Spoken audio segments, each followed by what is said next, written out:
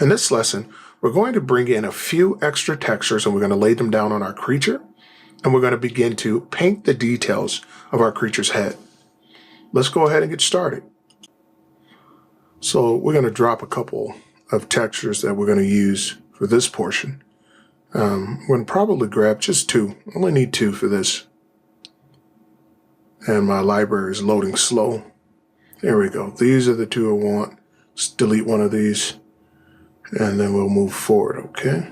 So here are the two layers I want to use. And I'm going to just lay these guys out and put them in position. And we're going to use the same techniques we used before for the textures, just Control T. And we're going to drop to a warp after we switch to overlay. And the reason why we want to use the warp again is we want to make sure that the textures aren't flat. So we want to cheat a little bit and make sure that we create the illusion of levels, right? So there's a portion of the texture that's higher than another portion, which creates the illusion of we have a three-dimensional object. So it's just like in anything else we do when illustrating. The darker something is, the further away it should be. The closer it is, the lighter it should be. And so we want to, for lack of a better term, we want to cheat and create that illusion. So here I'm just selecting the colors I want to use through hue and saturation. That's Control U for the shortcut. We can always go into the image tab and get the hue and saturation also, but I prefer the shortcut. And then we just switch the layer to a basic multiply, meaning we keep the color. We don't want to do an overlay in this case. And I'm going to flip horizontally and move that guy over, and I'm going to warp and just make a few small adjustments here to make sure that it fits this section of the character. There we go. And just pull those tangents, push, pull, and get pretty close fairly easily. And that's what overlay looks like. So just running through the options to see if there's a better option. Normally, overlay would be the answer, multiply, divide. Those are the ones I consistently use. But in this case, I want to find something different, something maybe that will support visually something new. So at the end of the day, we ended up going right back to multiply. So I'm just going to clean this up. Just erasing a little bit of the edge and push this one in a little bit more.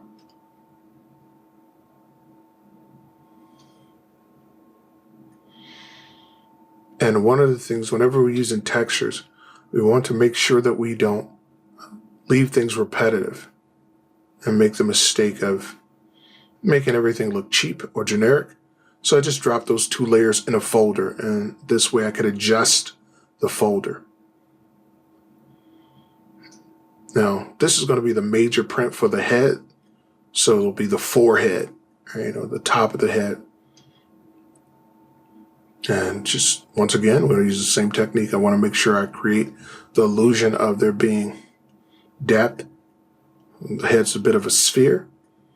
So I want to create that. Didn't get it the first time. Let's try it again directly from the center. Grab those tangents and pull the tangents. Make those adjustments. So this time we're doing a much better job. Pretty good.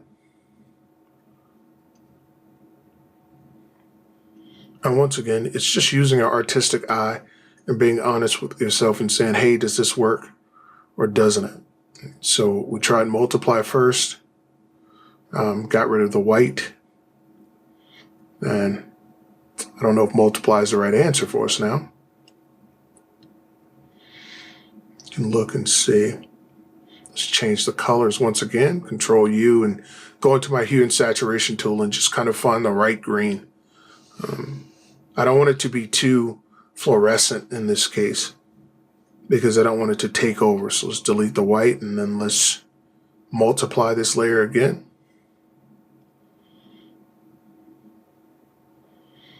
And we're going to make a new layer so that we can paint directly on top of it. switch to a soft airbrush. And notice I have the layer attached to. So this way I don't have to worry about going out of bounds as much. I think I'm going to switch to a different color green. Let's go with something a little brighter. And I'm thinking in terms of closer being brighter, further away being darker. So this helps with the illusion of creating this forehead. And now I've reattached the layer so that it connects. And I'm going to merge it into one and multiply again.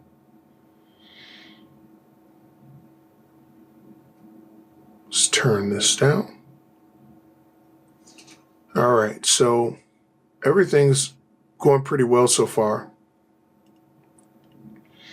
So we just want to begin to add those details. We want to create those lines in between. Now I could erase out, but I'd rather paint the lines in. It gives me a little bit more of a feel of textured skin or some type of reflective skin, as opposed to just an emptiness that takes me right back to the base concept that we're working on, the drawing that we're working on. So let's slide through and use a harder brush. Now notice my flow is at 30, between 35 and 40, and my opacity is at 20. I try to keep that between 20 and 40, and just paint and create those broken spaces. So if you think about something like crocodile skin or reptile skin, that's the little breaks that help form the pattern. And so we want to make a unique pattern. So we're going to go in and paint it manually. And I'm just kind of picking and choosing the areas that I want to break up. There's no rhyme or reason to what I'm doing here. Just using my artistic eye and just seeing, okay, this area looks too big.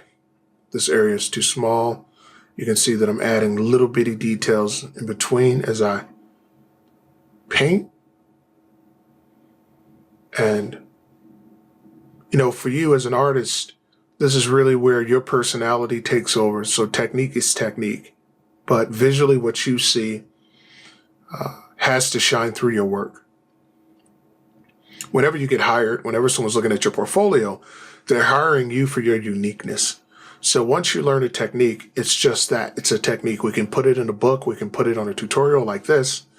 We can put it in a lesson, a class lesson. And everyone has the same thing. But what will separate you when someone's reviewing, hiring applicants or looking at work is how you use those techniques. And so my style is to go in and try to individually break this up and make it feel like what broken skin or scales or some type of creature skin would look like visually. So this is where I impart my personality into my artwork. And eventually, most artists, I'll say all artists who understand their craft have to do this. And so we can talk about techniques and we can go over techniques. Once you have the techniques, you just implement your own style into the techniques, and that will give you something different, something that'll get you noticed. So just continuing to break the line, and notice I switched from brown to green, a pale green. On top of the layer, it's green, but in actuality, it's just a darker version of brown that gets closer to green on the color scale. But this is certainly working. So you can see that I'm color picking from the green at the bottom, making sure that I have a cohesive piece. So I bring a little bit of that green from the bottom to the top, and it works out well for me. Nice blend. And I can see the browns are a little bit hard that I placed down earlier, but we can go in and work those later on.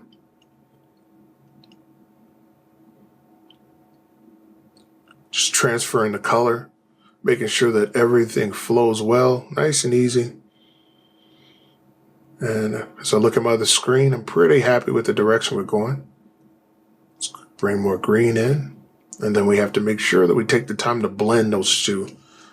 And we can do that a number of ways. I can take the blur tool and just go on top and blend it, or I can bring in more color. So just depends. Once we get there, I'll know. But mixing the brown and green seems to be working right now.